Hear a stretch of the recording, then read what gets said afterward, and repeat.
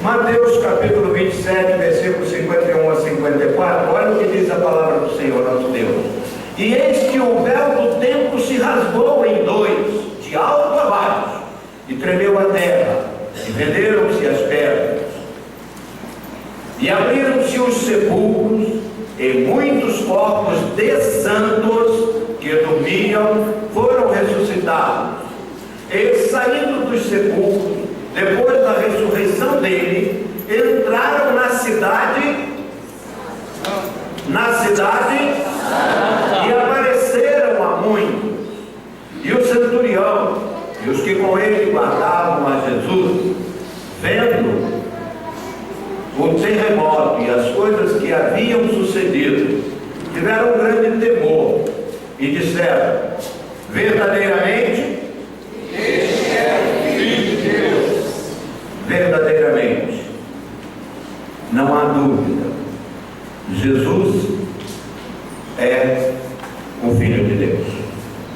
Quero pensar, mexer com o Espírito Santo de Deus sobre a visão de Deus, a visão de Jesus Cristo e a visão que nós temos. Como foi o olhar de Deus? O olhar de Deus é diferente do olhar do homem. O Senhor Deus, misericordioso e piedoso, tardio em irar-se e grande em beneficência e verdade, que guarda a penitência em milhares, que perdoa a iniquidade e a transgressão e o pecado, que ao culpado não tem por inocente. Isto está lá em Êxodo capítulo 34, os versículos 6 e 7. Vamos buscar entender o olhar de Deus. Quando contempla o homem no estado em que ele se encontra, afastado, rompido, ele se lembra que lá no Éden, depois de ter feito tudo, ele declarou que tudo que havia feito era muito bom. E que exatamente o que ele fizera como coroa da criação, como aquele que ele fizera com a sua imagem e semelhança, exatamente este, rompeu este olhar de amor, este olhar de compaixão, este olhar de beneficência, este olhar que, ao contemplar a sua vida, a minha vida, não contempla desejando lançar no fogo do inferno, mas contempla desejando que volte a ter a comunhão inicial com Ele. O olhar de Deus, diz a palavra do Senhor, Deus não tem prazer na morte do ímpio. Por quê? Ele não tem prazer na morte do ímpio, porque o ímpio, quando morre, o destino dele é a morte eterna, é a separação eterna. Ele jamais terá a oportunidade de estar com aquele que o criara. Pior ainda, estará sofrendo todas as consequências de um lugar que não foi preparado para o homem, mas foi preparado para o diabo e os seus anjos. Mas o homem, por estar rompido com Deus, por não entender o olhar de amor de Deus, está caminhando a passos largos para este sofrimento terrível no fogo do inferno. Então, querido, o olhar de Deus para cada um de nós é um olhar de perdão. 1 Samuel, no capítulo 16, versículo 7, tem um relato muito interessante. Deus manda Samuel ungir rei sobre Israel. E quando um jovem bonito, não vou dizer que é tipo o pastor Joel, o pastor Joel está um pouquinho aquém dele, mas tipo assim o pastor Inácio, aquele garotão alto, né? Cabelão, todo bonito. E Samuel olhou e disse assim: certamente eu estou diante do rei de Israel, certamente eu estou diante do para governar Israel. Sabe o que Deus disse para ele? Ah, Samuel, eu não vejo como você vê. Eu não vejo com um olhar enganoso. Eu sei perfeitamente o que desejo para o homem, e o meu desejo é de que o homem possa reatar a amizade que eu devoto a ele desde a fundação deste mundo. Ah, meu querido, eu quero te conduzir por este caminho, porque certamente o coração de Deus muitas vezes se entristece com a sua postura, com a minha postura, porque nós estamos rompendo com Ele. Nós estamos desligando a única forma existente para que tenhamos vida e vida em abundância. O desejo de Deus, o olhar de Deus é um olhar resgatador, é um olhar de amor, e você não pode perder a grande oportunidade que Ele tem dado de se relacionar com Ele novamente. Mas como será o olhar de Jesus? Ah, meus queridos, a Bíblia de King James, em Lucas, no capítulo 13, versículo 34, diz assim: Jesus, subindo ao monte, olhou Jerusalém e disse assim: Jerusalém, Jerusalém, que matas os profetas e apedrejas os que te foram enviados, quantas vezes eu quis reunir os teus filhos, como a galinha reúne os seus pintinhos debaixo das suas asas, mas vós não o aceitaste. Jesus vai buscar a figura maravilhosa da galinha ao recolher os seus pintinhos, e diz assim: quantas vezes eu quis trazê-lo para a segurança, mas tu não quiseste. Sabe, querido, se os problemas da sua vida estão te destruindo porque você não está no porto seguro, porque você não está debaixo das asas do Senhor nosso Deus, daquele que te olha com amor e que te convida a todo momento: vinde a mim, você que está cansado e oprimido, e eu te aliviarei. Este é um convite daquele que quis e quer nos ter debaixo das suas asas.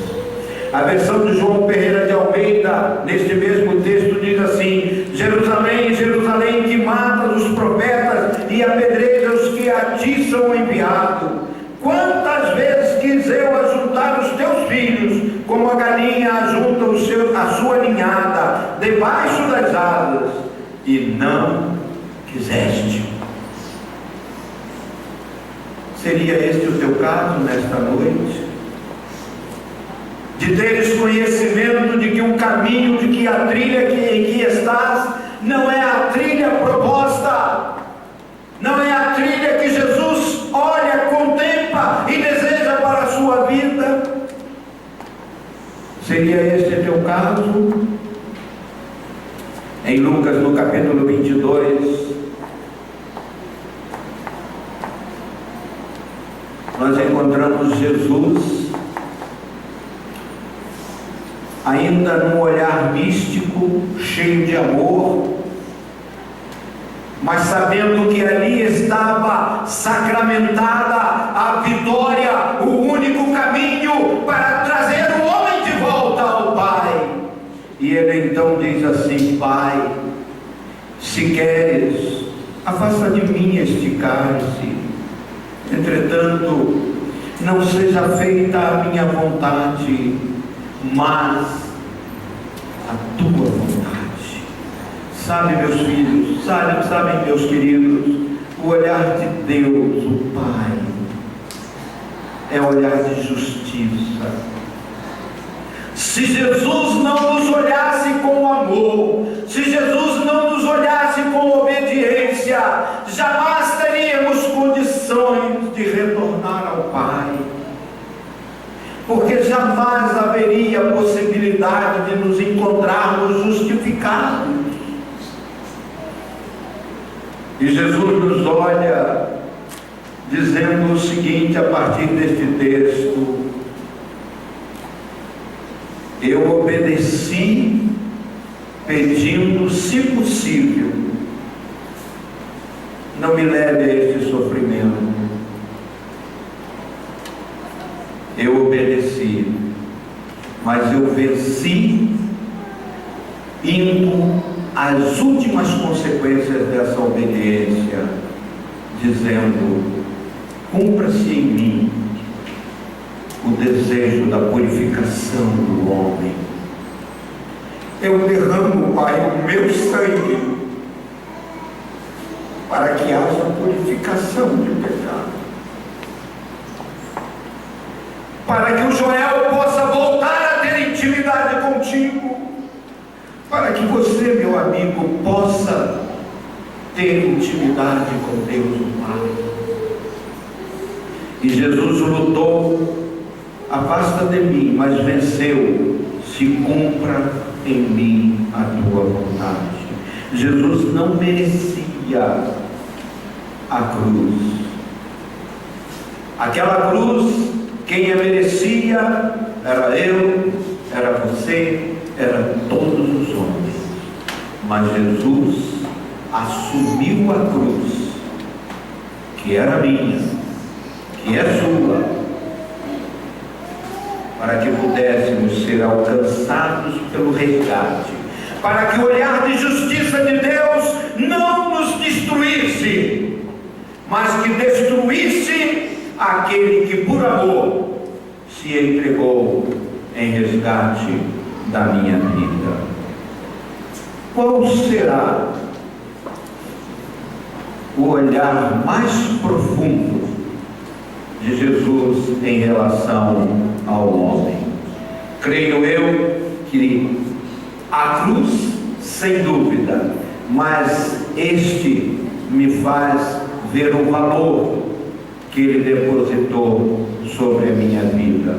Lucas, no capítulo 19, no versículo 10, Jesus diz o seguinte: eu vim buscar e salvar aquele que está perdido. Ah, meus queridos, que coisa tremenda. Ele veio buscar e salvar a esta humanidade perdida. Quem sabe a você nesta noite. Sabe, meus amados, o texto nos mostra que o véu foi rasgado de alto a baixo. O texto nos mostra que antes destas coisas acontecerem, houve terremotos, sepulcros foram abertos, os santos que já haviam sido sepultados saíram ressuscitados para a honra e glória do nome do Pai. E a Bíblia não relata, mas certamente eles estão nos braços de Abraão. Mas a Bíblia não nos diz absolutamente nada de que houve a ressurreição de um sequer que tenha sido sepultado com os seus pecados. Só foram ressuscitados naquele momento os santos, santificados. Por certo, eles estão no seio de Abraão, mas os outros, queridos, diz a palavra de Deus, já estão em tormento. Já estão em tormento. Quero muitas vezes me questionar, porque eu não consigo ver ninguém rasgar um véu, a começar lá do alto.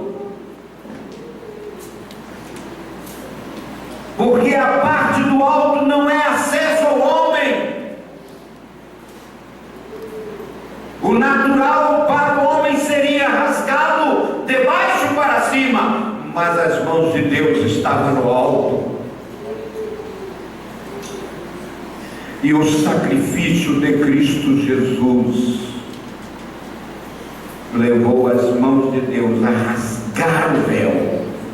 Talvez você não saiba o significado, mas eu quero rapidamente dizer-te: durante a vida de Jesus, o templo em Jerusalém era o centro da vida religiosa dos judeus.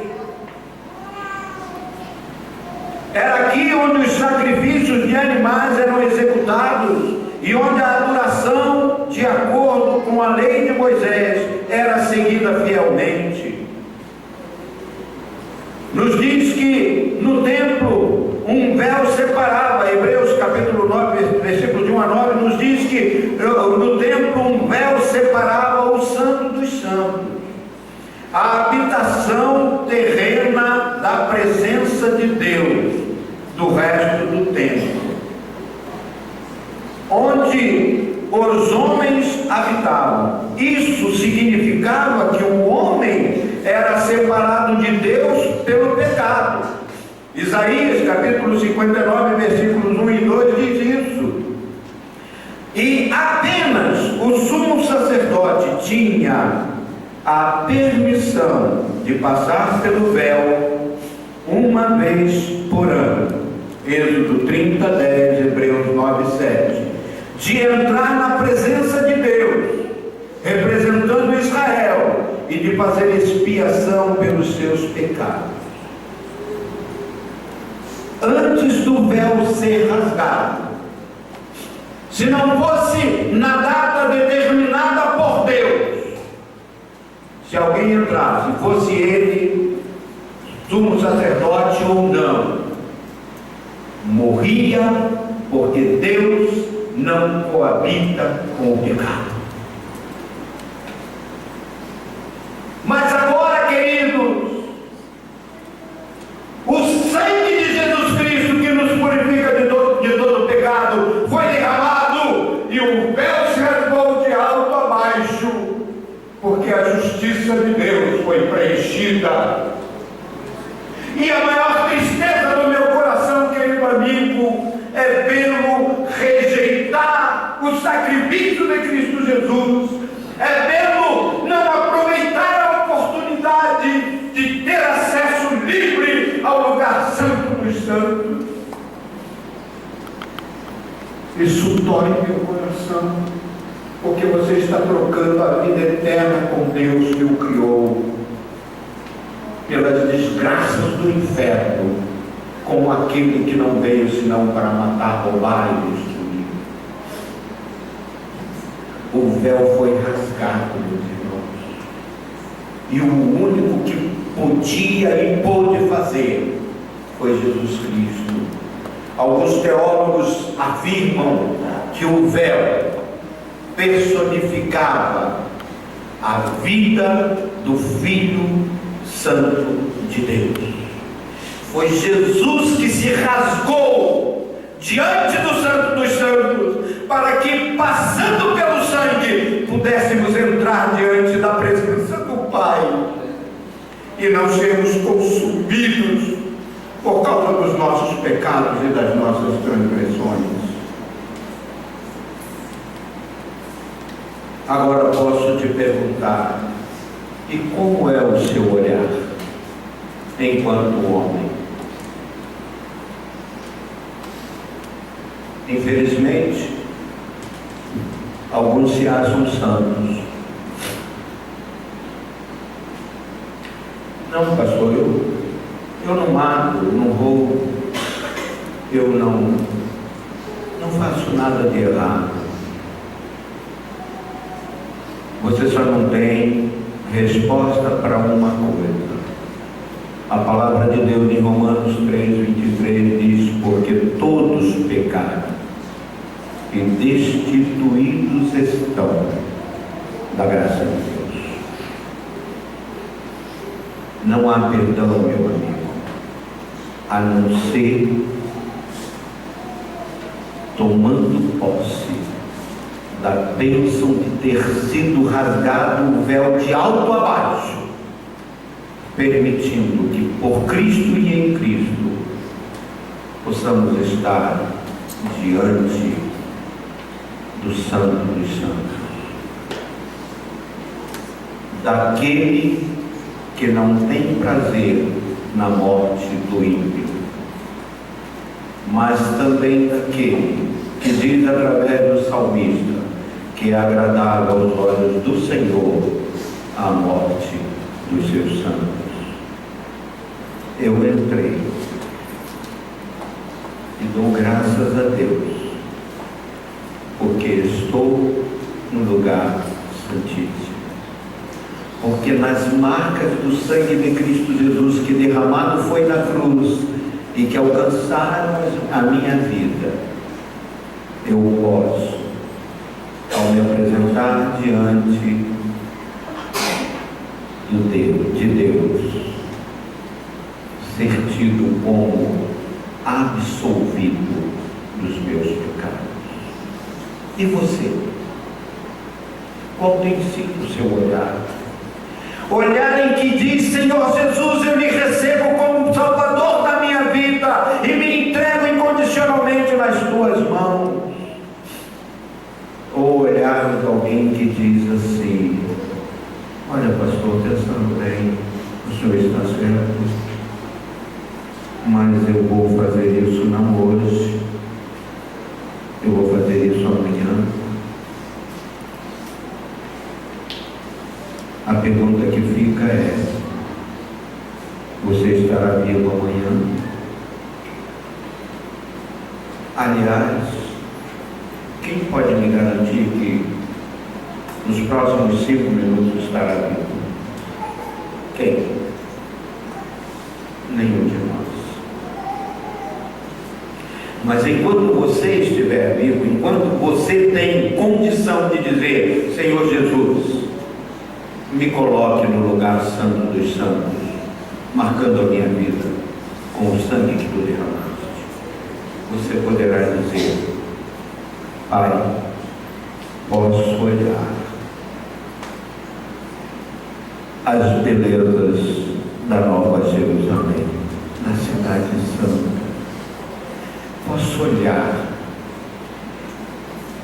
os quadros mais lindos que a minha imaginação pode trazer. Não estão sequer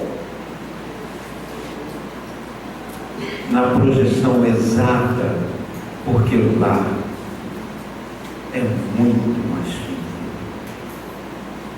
Para concluir, quero dizer: quando Jesus morreu, o véu rasgou e Deus saiu daquele lugar. Aquele lugar lá do templo, Deus saiu. Aquele lugar foi estabelecido para que aquele povo, que ainda não tinha conhecimento do sacrifício de Cristo Jesus, pudesse ser representado pelo sacerdote. E hoje ninguém mais pode representá-lo diante do Pai, senão a Jesus Cristo. E eu gostaria que fosse projetado, por gentileza, o texto que está em Atos capítulo 4, versículo 12, para que você possa ver por que o lugar santo dos santos já não está mais entre nós, porque o véu foi rasgado, e aquele que rasgou o véu é o único que pode se interpor entre nós e o santo de nossas vidas. E diz assim a palavra: e em nenhum outro há salvação, porque também debaixo do céu nenhum outro nome há dado entre os homens, pelo qual devamos ser salvos. Podemos ler ali: pelo qual podemos ter acesso ao lugar onde Deus está. E Deus está aqui. Sabe por que Ele não te consome em função dos seus pecados? Porque Jesus rasgou o véu do templo. E hoje, quando Ele olha e contempla o seu pecado, o olhar passa lá pela cruz do Calvário, E aquela oração que Jesus fez: Pai, eu te peço, o sofrimento é muito grande. Se houver algum caminho, se houver alguma possibilidade, não me permita sofrer tanto assim. Mas olha, Pai, se não houver, eu estou aqui, porque eu quero rasgar o véu do tempo. Eu quero permitir que o meu sacrifício, que o sangue que eu derramar, possa salvar vidas, salvar a sua vida. Por isso, querido, nesta noite, por não haver nenhum outro nome, não tem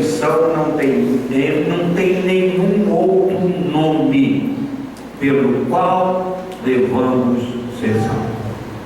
Não tem igreja pela qual devamos ser salvos.